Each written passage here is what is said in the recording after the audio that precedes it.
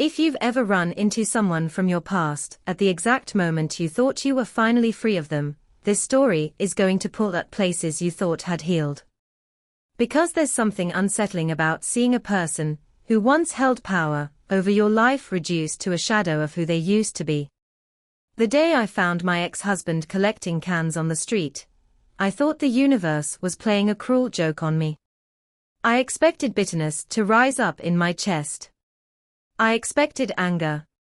What I didn't expect was the truth he told me to break open something in me that I had kept locked away for years.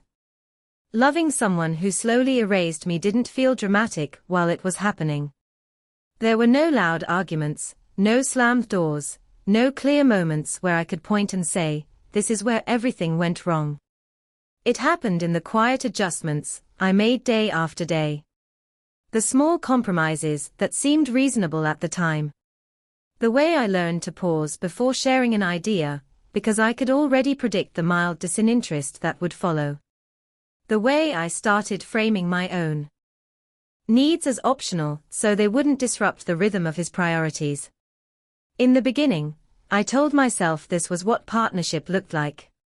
Two people moving in the same direction, even if one sometimes walked a little ahead. I believed that if I was patient enough, if I made space for his ambitions, he would eventually make space for me. I learned to celebrate his wins loudly and to tuck my disappointments away quietly. I learned to become good at reading his moods, at anticipating when it was a good time to talk and when it was better to stay silent. That kind of attentiveness can look like care from the outside, but over time it became a way of shrinking myself to fit into the contours of his life. There's a particular loneliness that comes from being in a relationship where your presence is acknowledged, but not fully engaged with. I wasn't invisible to him. He knew I was there. He relied on me in subtle ways. But my inner world rarely felt like something he wanted to explore. Conversations stayed on the surface of my experiences, brushing past the parts that mattered most to me. When I tried to bring those parts forward, they were met with polite nods or quick subject changes. I began to learn which parts of myself were welcome and which parts were better kept quiet. Over time, that learning shaped how I showed up. I became more careful with my words, more measured with my emotions. I told myself that being low maintenance was a virtue, that not asking for too much was a sign of maturity. But not asking for too much slowly turned into not asking at all. The line between being considerate and being erased blurred until I could no longer tell where one ended and the other began. The most difficult part was how easy it was to justify this dynamic to myself. I could point to his stress, his workload, the pressures he carried. I could remind myself that he wasn't intentionally cruel. He wasn't shouting me down or telling me I didn't matter. He was simply living his life as if it were the primary narrative, and I was learning to exist in the margins of that story. That kind of erasure doesn't announce itself as harm. It presents itself as normalcy, as compromise, as the quiet cost of loving someone with a strong sense of direction. As the years passed, I noticed the subtle ways my own sense of self began to thin. I second-guessed my reactions. I minimized my disappointments. I became adept at finding reasons why my feelings were less important in a given moment. That internal negotiation became so automatic that I stopped noticing how often I was losing it. The relationship had trained me to be flexible in ways that left little room for my own solidity. Leaving didn't come from a single breaking point. It came from a slow accumulation of moments where I realized I was living a life that felt smaller than the one I imagined for myself. I noticed how quiet I had become about the things that excited me. I noticed how my world had narrowed around his. The decision to leave wasn't dramatic. It was a quiet recognition that I had been slowly disappearing in a relationship that never asked me to take up space. What I carried with me after leaving wasn't just grief for the relationship.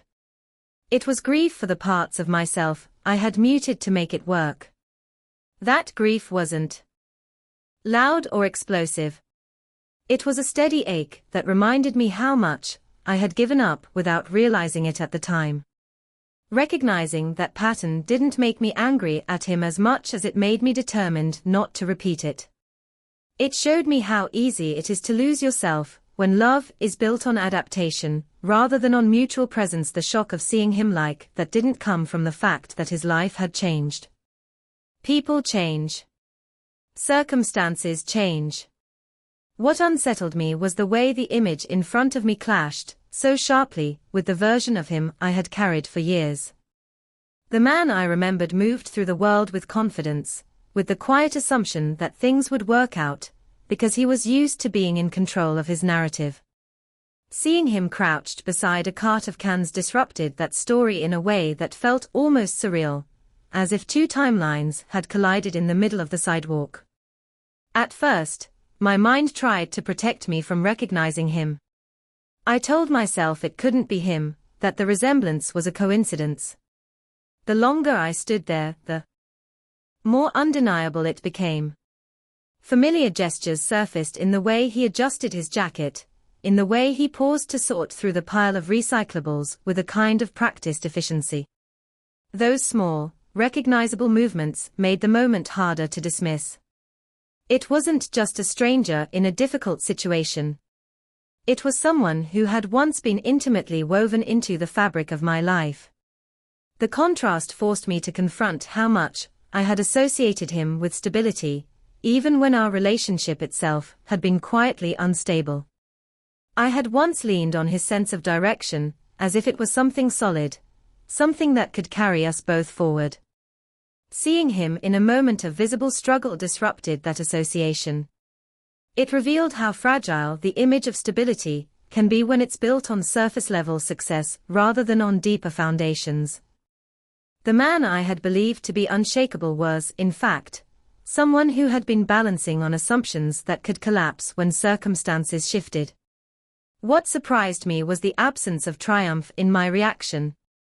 I didn't feel the vindication I might have imagined years earlier, when I was still carrying the hurt of our separation. There was no sense of justice in seeing him reduced to this version of himself. Instead, there was a quiet sadness that moved through me, not just for him, but for the story I had once believed about who he was and what our life together could have been. That sadness wasn't about wanting him back. It was about mourning the illusion of stability I had built my hopes around. The moment also highlighted how much my own life had changed in ways that felt less visible from the outside. I wasn't standing there as someone who had won by comparison. I was standing there as someone who had rebuilt quietly, without dramatic markers of success. The contrast between us wasn't about superiority. It was about divergence. Our paths had split, and the outcomes of those paths were now visible in ways that words could never fully capture. Seeing him in that state stirred memories I hadn't touched in years. The sound of his voice in our old kitchen. The way he used to talk about the future with certainty, as if it was something he could map out in advance. Those memories collided with the present image, creating a dissonance that made it hard to hold both at once. The man in front of me and the man in my memories felt like two different people, yet I knew they were connected by choices and circumstances I was only beginning to understand. The shock also forced me to confront how much of my healing had been built on distance rather than on resolution. I had moved on by creating a life that didn't require me to revisit the past. Seeing him again collapsed that distance in an instant. It brought the past into the present, asking me to integrate what I had learned about myself with what I was seeing in him. That integration wasn't comfortable. It asked me to hold compassion without reopening old wounds, to acknowledge change without romanticizing the past. Standing there, caught between memory and reality, I felt the fragile nature of the stories we tell ourselves about people we've left behind. We freeze them in time to protect our own sense of closure. Running into him shattered that frozen image, replacing it with a living, breathing reminder that people continue to change long after they exit our lives. That realization didn't pull me backward, but it did deepen my understanding of how complex and unpredictable the trajectories of two intertwined lives can be once they finally separate. When he began to speak, I realized how little I had prepared myself to hear his truth. I had expected excuses or defensiveness, the kind of stories people tell when they want to soften the edges of their own mistakes. Instead, what came out of him was a plain, unadorned account of how his life had unraveled. He didn't dramatize it. He didn't frame himself as a victim of bad luck. He spoke about choices he had made, moments when pride had kept him from asking for help, opportunities he had ignored because he believed he could handle everything on his own.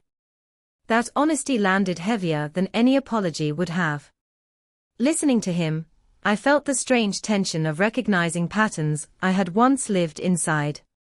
The same certainty that had once shaped our marriage, the belief that he could navigate anything through sheer confidence, had followed him into the years after we split. That certainty had carried him for a while, just as it had during our relationship. But certainty without self-awareness can turn brittle when circumstances shift. Hearing him describe how that brittleness finally broke was painful in a way I hadn't anticipated. It echoed the quiet cracks I had sensed years earlier, cracks I hadn't been able to name at the time. What moved me most was the way he spoke about my leaving. He didn't frame it as betrayal or abandonment. He described it as a moment he had misunderstood.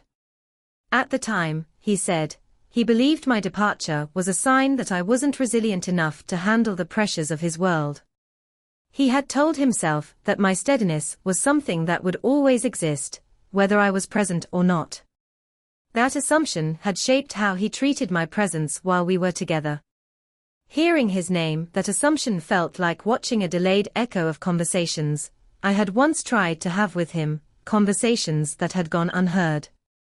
The realization that came too late for him had once been something I had hoped he would arrive at while we were still married. I had wanted him to see that partnership wasn't about one person's trajectory taking precedence over the other's presence. I had wanted him to recognize that my steadiness wasn't an endless resource. Listening to him articulate that truth years later stirred a complicated grief in me. It wasn't grief for the relationship itself. It was grief for the timing, for the possibility of understanding that had existed, but had never materialized when it could have changed our path together. There was also an unexpected sense of release in hearing him finally name the cost of taking someone for granted. For a long time, I had carried that understanding alone, feeling it without being able to share it in a way that was received.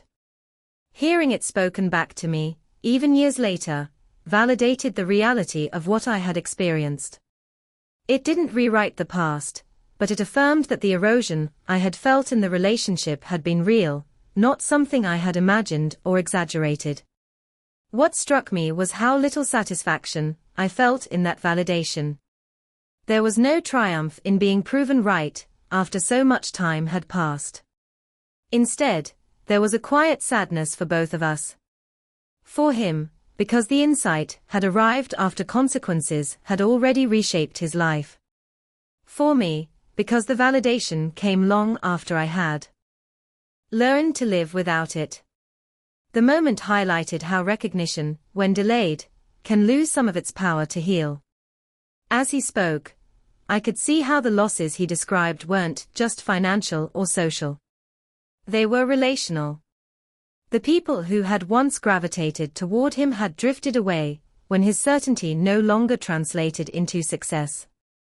The network of affirmation he had relied on had thinned when it was no longer convenient to stand close to him. That pattern mirrored the way he had once treated my presence as a constant that didn't require care.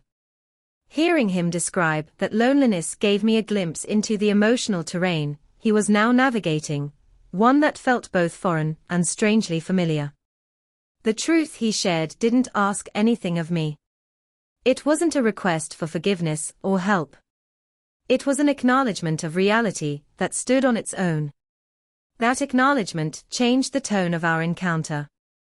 It shifted it from a chance meeting between two people with unresolved history into a moment of honest reflection. In that honesty, I felt the past settle into a different shape, one that no longer needed to be carried as unfinished business, but could be held as part of a story that had finally found its words. The quiet revenge in this story wasn't in watching him struggle. It wasn't in turning away with a sense of satisfaction at seeing his life reduced to something smaller than it once appeared. That kind of revenge is loud on the inside, but hollow in the long run. What unfolded between us on that sidewalk wasn't about victory. It was about contrast. The contrast between the life I had built by choosing myself and the life he had unraveled by choosing pride over connection spoke louder than anything I could have said to him. There was a time when I imagined that if I ever ran into him again, I would want him to see how well I was doing, to recognize what he had lost, to feel the weight of his past indifference. That fantasy carried a certain emotional charge, a desire to be witnessed in a way I hadn't been while we were together. Standing in front of him years later, that desire felt strangely distant. I didn't need his recognition to validate the life I had built. My sense of grounding didn't depend on his reaction. The stability I had created for myself existed whether or not he acknowledged it. The quietness of that realization was its own form of power. It meant I wasn't performing my healing for an audience. I wasn't measuring my growth by how it compared to his decline. I could offer him compassion without collapsing back into old patterns of caretaking. I could acknowledge his pain without taking responsibility for it. That boundary was something I hadn't been able to hold when we were married. Back then, his struggles had felt like mine to solve. Now, I could witness them without being drawn into them. Choosing not to rescue him was an act of self-respect, not cruelty. In the past, I might have tried to fix his situation, to offer more than I had the capacity to give, believing that my support could somehow compensate for the choices he had made. This time, I recognized that stepping in would blur the boundary between compassion and self-erasure. Offering him money from my wallet felt different. It was a gesture of humanity, not a commitment to take on his life. It was a way of acknowledging his struggle without entangling myself in it. The contrast between our lives also highlighted the different ways we had responded to the end of our marriage. I had turned inward, examining the patterns that had kept me small and learning how to build a life that honored my own needs. He had turned outward, chasing a version of success that reinforced his sense of control. That difference in direction had led us to very different places. The sidewalk where we met became a point of intersection between those two paths, revealing how the choices we make in response to loss can shape the terrain of our futures. What made the moment feel like a quiet revenge wasn't his pain. It was my peace. The absence of bitterness in me was a sign of how far I had come. I didn't feel the urge to remind him of the ways he had dismissed me. I didn't feel compelled to recount the sacrifices I had made in our marriage. The fact that I no longer needed to tell that story to be seen was its own resolution. The life I had built held the proof of my growth without needing to be narrated to him. There's a particular freedom in realizing that someone else's decline doesn't have to define your sense of justice. Justice, in this case, wasn't about balancing scales. It was about allowing the natural consequences of choices to unfold without inserting myself into them. That choice protected me from being pulled back into a dynamic where my worth was measured by how much I could endure or repair. Walking away from him that day, I felt the weight of old expectations fall off my shoulders. I wasn't the person who had once stayed too long, hoping to be seen. I was someone who had learned to see herself clearly enough to build a different life. That clarity didn't erase the past, but it reframed it. It turned the story of what we had been into a lesson about what I no longer needed to be in order to feel whole. Closure doesn't always come with a conversation that ties everything up neatly. Sometimes it comes in the quiet recognition that you no longer need anything from the person who once held so much power over your emotions. Walking away from him that day, I felt a subtle shift inside me that didn't need to be named at the moment. It wasn't relief exactly, and it wasn't sadness either.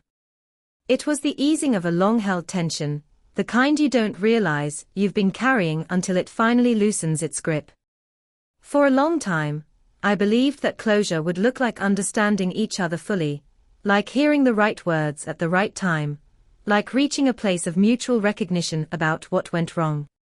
That belief kept me tethered to the past in small ways, even as I moved forward with my life. I told myself I was over it, but a part of me still imagined that one day, there would be a moment of clarity between us that would bring everything into focus. Seeing him again, and hearing his truth, gave me something different from that imagined closure. It didn't fix the past. It simply showed me that I no longer needed the past to be fixed in order to feel complete. What I realized in that moment was that closure isn't something another person gives you. It's something you grant yourself when you stop waiting for validation from the source of your old pain. The version of closure I had been waiting for would have required him to see me the way I wanted to be seen back then. But I no longer needed that recognition to affirm my worth. I had built a life that reflected who I was becoming, not who I had been in relation to him. That life carried its own sense of completion, independent of his understanding. There was a gentleness in how the encounter ended that surprised me. I didn't walk away feeling raw or reopened. I walked away feeling settled. The tears that came later weren't about longing for what we had lost. They were about acknowledging how far I had come since I last needed his perspective to make sense of my own experiences. Those tears felt like a release of something that had been quietly waiting to be felt and then let go. Seeing him again also clarified the difference between compassion and attachment. I could feel empathy for his situation without feeling drawn back into his orbit. That distinction mattered. In the past, empathy had often led me to minimize my own needs in order to care for his. This time, empathy existed alongside boundaries. I could wish him well without reopening the door to a dynamic that no longer belonged in my life. That balance felt like a sign of growth I hadn't recognized in myself before. Closure also meant allowing the story of our marriage to settle into a different place in my memory. It was no longer an open question, something that needed to be resolved or reinterpreted. It became part of a larger narrative about learning how to honor my own voice. The pain I had experienced in that relationship had shaped me, but it no longer defined me. It was a chapter one could reference without feeling pulled back into its emotional gravity. What stayed with me most was the realization that endings don't always announce themselves as endings. Sometimes they arrive quietly, in ordinary moments that carry unexpected weight. Running into him on that street wasn't something I had anticipated, but it became a marker of how far I had moved beyond the version of myself who once stayed too long. It showed me that I could encounter the past without being consumed by it. As I continued on with my day, the world didn't look dramatically different, but I felt different. Moving through it, there was a steadiness in me that hadn't been there before, a sense that the questions I once carried about my worth and my choices no longer needed answers from outside myself. That steadiness made space for the future in a way that felt grounded and open at the same time.